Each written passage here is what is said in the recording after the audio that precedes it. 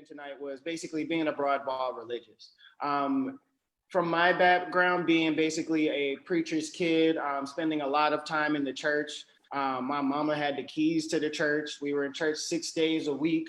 I played the drums. I taught Sunday school. I mowed the church grass. The whole idea being said that Jesus was described as a Black person.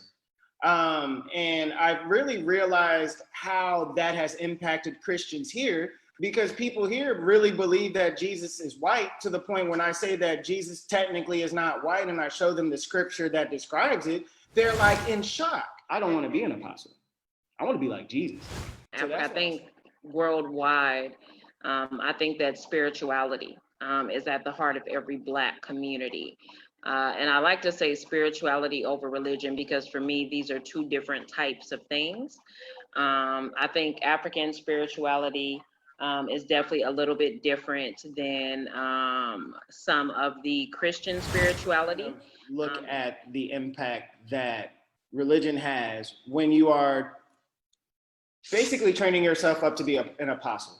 And I say that from the perspective of, I feel like Jesus was giving us lessons to teach us how to be like Jesus.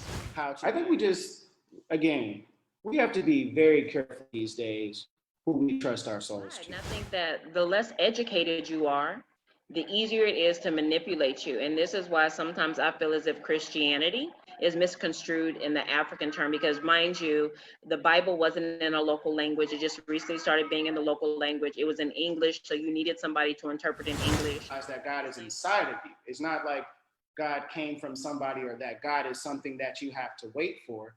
God is inside of you, and God is something that, whether you're doing good or whether you're doing bad, that thing, God is inside of you.